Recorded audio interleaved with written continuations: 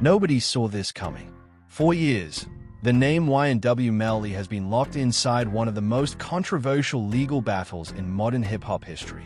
A case so heavy, so emotional, that fans were divided between hope and heartbreak every single time a court date came around. Prosecutors painted a picture that seemed airtight. Headlines screamed "No way out." Social media had already decided his fate. And then, everything changed. Behind closed courtroom doors, the foundation of the case started to crack. Quietly at first. Small inconsistencies, unanswered questions, witnesses who suddenly didn't want to talk, statements that didn't line up the way they once did. What was once presented as solid evidence slowly began to feel unstable, like a house built on sand. The same witnesses the prosecution depended on became the very reason the case started falling apart. As whispers of witness tampering issues began circulating, the courtroom atmosphere shifted. Lawyers leaned in. Judges asked harder questions. The confidence prosecutors once had began to fade. And while the public was distracted by rumors and speculation online, something much bigger was happening in real time. Charges that once seemed unstoppable were collapsing under their own weight. For YNW Melly, every moment mattered. Every ruling, every objection, every delay carried the weight of his future. This wasn't just about a rapper anymore. It was about whether the justice system itself had crossed lines it couldn't defend. When allegations of witness tampering couldn't hold up under scrutiny, the entire narrative of the case was suddenly up for debate. Then came the moment no one expected to hear. The charges collapsed. No dramatic press conference. No victory lap.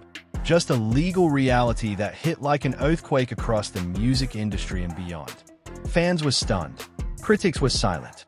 And those who once claimed the outcome was guaranteed were forced to rethink everything they thought they knew.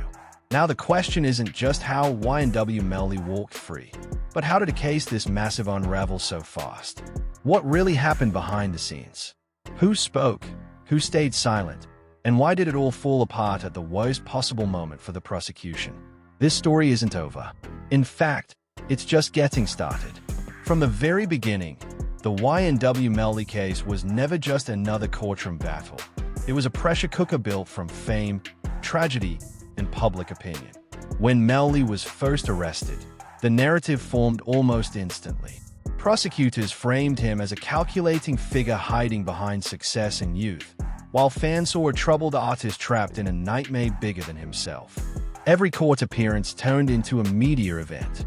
Cameras waited outside. Blogs dissected every facial expression. And online, people picked sides long before any jury ever could. As the case dragged on, delays became routine. Motions were filed, hearings postponed, and legal strategies quietly adjusted. To the public, it looked like the prosecution was taking its time, carefully building an unbreakable case. But behind the scenes, cracks were already forming. Defense attorneys began focusing less on flashy arguments and more on the credibility of the people holding the case together. Witnesses. Not evidence pulled from forensics or ballistics, but human voices whose stories had to remain consistent under intense pressure. Witnesses in high-profile cases live in a different reality. They are questioned repeatedly, scrutinized publicly, and often pulled in multiple directions at once. In Melly's case, several witnesses reportedly expressed fear, confusion, or sudden hesitation. Some changed details. Others stopped cooperating entirely. Each inconsistency became a quiet alarm bell for the defense. Because when a case leans heavily on testimony, even small shifts can cause major damage.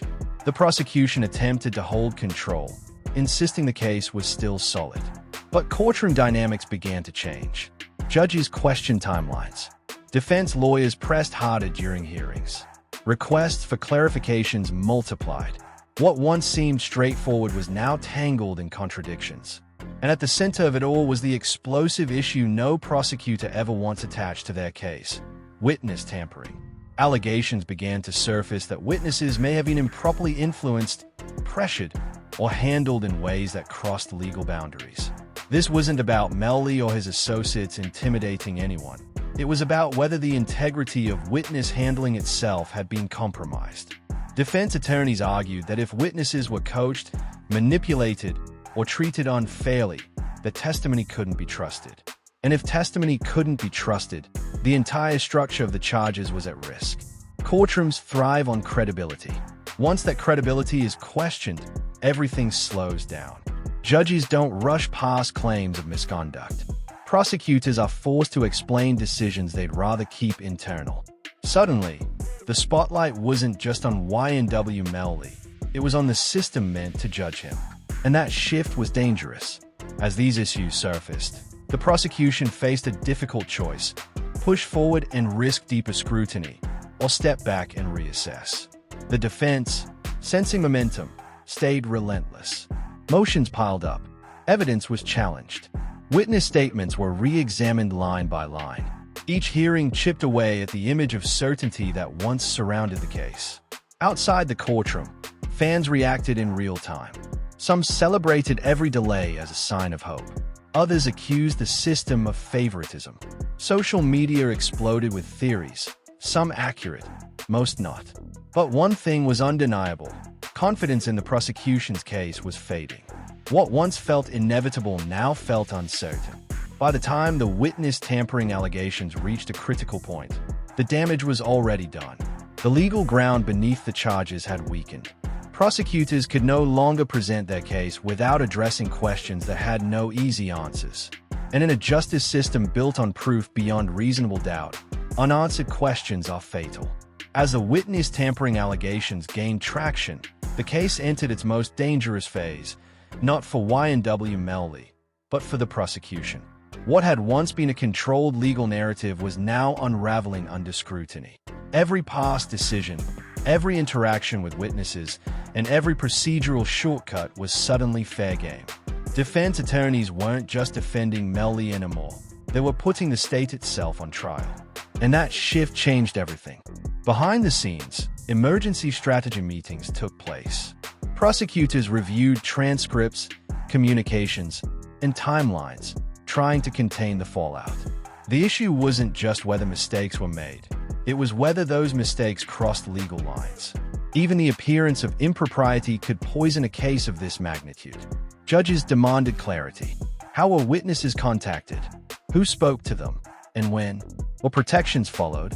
Each answer seemed to raise another question, and the courtroom tension grew thicker with every hearing.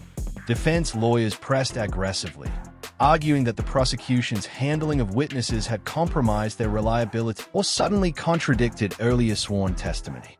To a jury, those details might look like confusion. To a judge, they looked like red flags.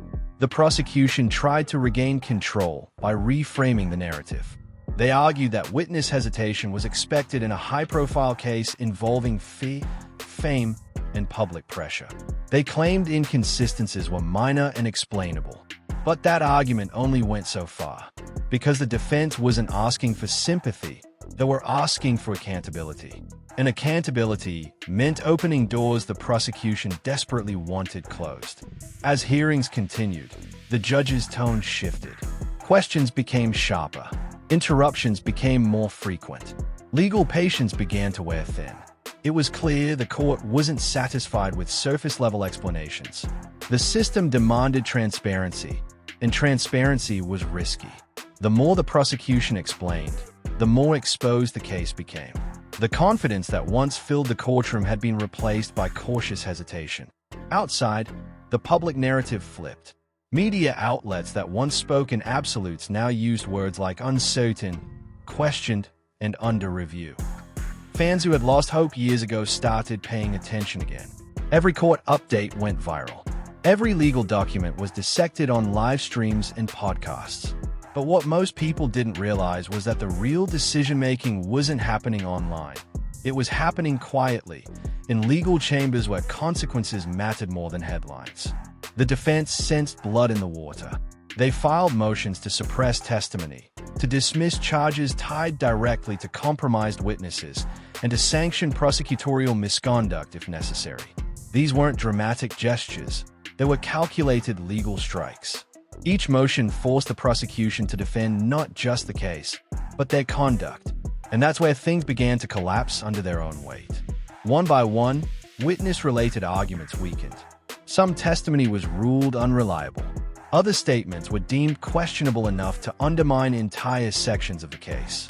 The prosecution found itself leaning harder on fewer pillars, and those pillars weren't built to carry the load alone. The legal math stopped working. Without credible witnesses, the narrative prosecutors spent years constructing couldn't stand. Then came the moment no one expected: discussions of dismissal. Not whispered rumors, but serious legal consideration. The court had to decide whether proceeding would violate Melly's right to a fair trial. And once that question entered the room, everything changed. Because the justice system isn't designed to win, it's designed to be fair. And fairness was now in doubt. For YNW Melly, this wasn't celebration yet. He had seen hope rise and fall too many times before. But for the first time, the shift wasn't emotional. It was legal. Concrete. Documented. Real. The charges tied to witness tampering no longer held the weight they once did. By the end of Part 2, the direction was clear. The case wasn't charging forward anymore. It was losing ground fast. And what came next would decide whether the entire prosecution could survive at all. By the time the case reached this stage, it was no longer about dramatic courtroom moments or viral headlines. It was about survival.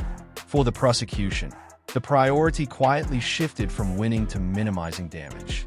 Internal pressure mounted as legal supervisors and advisors reviewed the situation with fresh eyes. The question wasn't whether the case looked bad publicly. It was whether continuing forward risked creating a precedent that could haunt future prosecutions. And that's a line courts take very seriously. Closed-door discussions intensified. Prosecutors weighed every option on the table: amendments, delays, partial withdrawals, or full dismissal of specific charges. The defense, aware of these behind-the-scenes tensions, stayed disciplined. No unnecessary theatrics. No emotional appeals.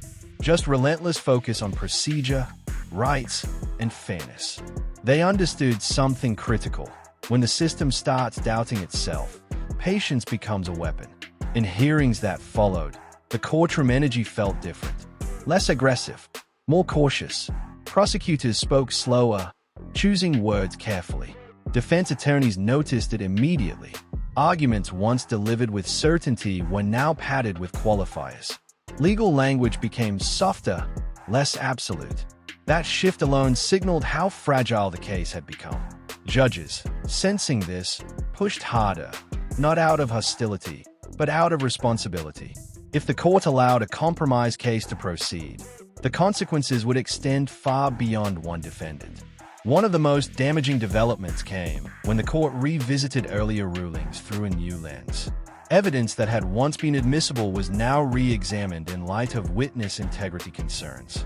Statements tied indirectly to questionable testimony were scrutinized. Connections that once seemed strong now appeared contaminated by association. The defense argued that you couldn't surgically remove the problem. The entire body of the case had been exposed, and the court had to consider whether that argument held weight. Outside the courtroom, speculation reached a boiling point. Some outlets prematurely declared victory. Others warned against overconfidence. But within the legal process, restraint ruled. No one rushed. The stakes were too high. A wrongful continuation could lead to appeals, reversals, and public trust erosion. Judges are acutely aware of history, and history has not been kind to cases that ignored procedural integrity for the sake of optics. Then came the ruling that changed the trajectory entirely. The court acknowledged that witness-related issues had reached a threshold that could no longer be brushed aside. While not an outright declaration of misconduct across the board, it was an admission that the fairness of the process had been compromised. That acknowledgement alone was devastating, because once fairness is in question, confidence collapses. For the prosecution, this created a legal dead end. Moving forward meant risking a mistrial or future reversal. Pulling back meant accepting defeat on one of the most high-profile cases they had ever brought forward. Neither option was easy, but the law doesn't care about pride. It cares about precedent and protection of rights. YNW Melly, watching all of this unfold, remained largely silent. No public statements, no dramatic reactions. His legal team understood the importance of optics at this stage. Anything said could be misinterpreted, weaponized, or used to distract from the core issue. The case itself was failing. Silence, in this moment, spoke louder than celebration ever could. As pressure mounted, the prosecution made its move. Charges tied directly to the compromised witness process were formally addressed. Legal language made it official. Without reliable testimony, those charges could not stand. Years of preparation unraveled in pages of court filings. What once seemed immovable was now undone by the very safeguards meant to ensure justice. The courtroom reaction was restrained but electric. Defense attorneys didn't smile. Prosecutors didn't argue. The judge's ruling carried finality without drama. It wasn't a spectacle, it was a correct. Release was no longer a question of if, but when. The moment the court formally acknowledged the damage to the case, everything accelerated at once. What had moved slowly for years now felt sudden and unavoidable. Legal filings that once took weeks were addressed in days. Hearings that were once postponed moved forward without delay. The system was correcting itself, and when that happens, it doesn't hesitate. Prosecutors understood the message clearly. The margin for error was gone. Any attempt to salvage the case risked exposing it to appeals, reversals, and public scrutiny far worse than dismissal. The defense, steady and composed, stayed focused on one central point. The right to a fair trial had already been compromised, and no amount of reworking could undo that damage. As arguments continued, the court examined whether the remaining elements of the case could stand independently. This was a critical phase. Prosecutors tried to isolate evidence, separating it from witness testimony that had already been questioned. But the problem was structural. Too much of the case had been built around human statements, timelines supported by cooperation, and narratives shaped through witness accounts. Without them, what remained lacked cohesion. It wasn't that evidence disappeared. It was that its meaning collapsed without credible voices to support it. The law doesn't operate on assumption. It operates on reliability. And reliability was no longer present. The judge's role became central and decisive. This was no longer a battle between two sides. It was an evaluation of the system itself. The court considered whether allowing the case to proceed would undermine confidence in the judicial process. That question carries enormous weight. Courts exist not only to punish wrongdoing, but to protect constitutional guarantees.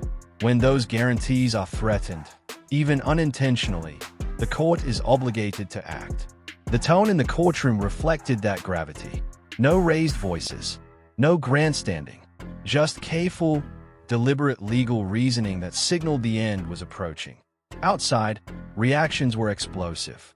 Fans flooded social media with disbelief and celebration. Critics accused the system of failure. Commentators debated whether justice had been served or avoided. But none of that mattered inside the courtroom. What mattered was precedent. What mattered was procedure. And what mattered was the simple legal truth that a compromised case cannot move forward, no matter how serious the accusations once were. Emotion has no standing in a ruling. Only law does. Then came the final procedural steps. The court addressed custody status. Motions were resolved. Paperwork moved quickly through channels that had once seemed frozen. For YNW Melly, the shift was tangible. After years of uncertainty, the legal reality changed in a matter of moments. There was no dramatic announcement, no cinematic release, just a quiet confirmation that the charges tied to the collapsed witness process could no longer justify continued detention. That silence was powerful. It marked the end of a chapter defined by waiting.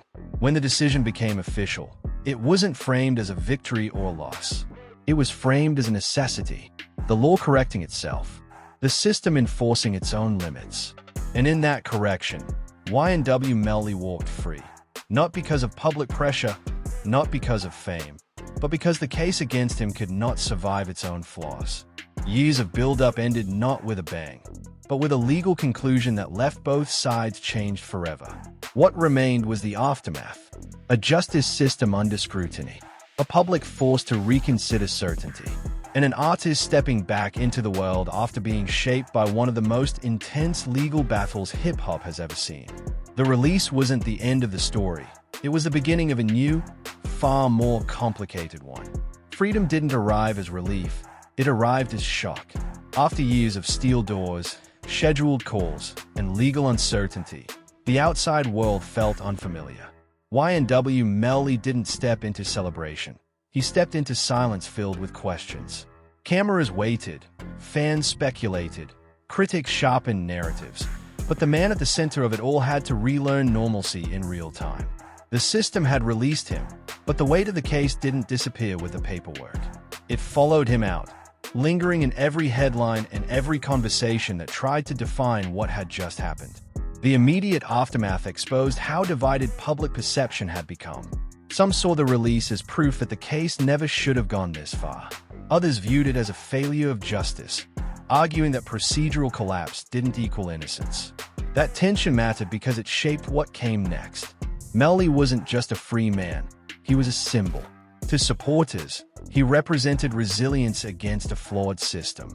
To skeptics, he represented unanswered questions. And to the industry, he represented uncertainty wrapped in star power. Legally, the collapse left a complex trail. Dismissed charges tied to compromised witness processes didn't erase the years spent building the case, nor did they automatically close every door. Prosecutors, bound by ethics and precedent, faced scrutiny of their own. Internal reviews followed. Training protocols were re-examined. The lesson was unavoidable. Witness handling is the spine of justice, and when it's bent, everything connected to it suffers. Courts across jurisdictions quietly took note, because cases like this don't end at release, they ripple outward. For Melly's legal team, the work wasn't over either. Release brought new responsibilities: protecting rights, managing exposure, and preparing for a future where the past would never stop asking for attention. Silence remained strategic. Every word carried risk. Every appearance could be misread. In high-profile cases, freedom doesn't come with privacy. It comes with a spotlight that never turns off. The music industry responded cautiously. Executives weighed public reaction against undeniable demand.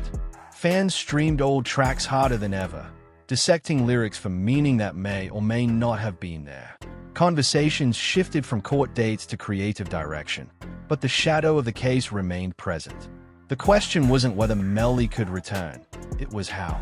Redemption narratives are powerful, but they are fragile. One misstep can shatter them, and Melly knew it.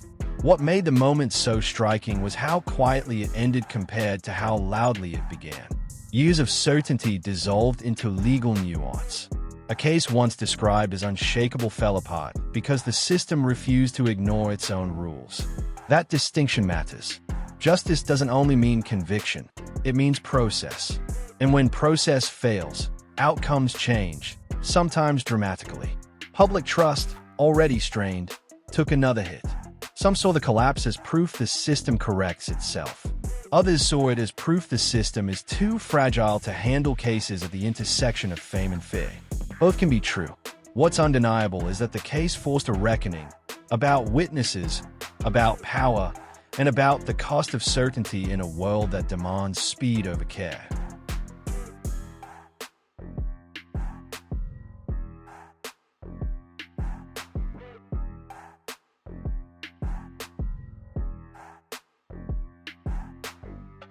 As days turned into weeks, the noise softened but never disappeared. Melly's name remained a headline magnet. Analysts debated long-term implications. Fans argued online. And quietly, the legal world absorbed the lesson. Shortcuts, real or perceived, are fatal. Not because they look bad, but because they break the promise of fairness that the entire system depends on. In the end, the story isn't about a dramatic escape or triumphant return. It's about a case that collapsed under its own contradictions, a system forced to confront its limits, and a young artist stepping into a future shaped by years he can never get back. Freedom came, but it came complicated, and that complexity is where this story truly lives. If you followed this story from the beginning, you already know this wasn't just another celebrity headline. It was a moment that exposed how fragile and powerful the justice system can be at the same time. YNW Melly's release raises uncomfortable questions, and those questions deserve real discussion, not just hot takes. So now it's your turn. Do you believe the case collapsed because justice worked, or because the system failed under pressure? Drop your thoughts in the comments. I'm reading them all. If you want deep breakdowns like this, where we go beyond headlines and actually connect the dots, make sure you like, subscribe, and turn on notifications so you don't miss what's next. This story may be over in court, but its impact is far from finished, and we'll be here to cover every twist that comes after.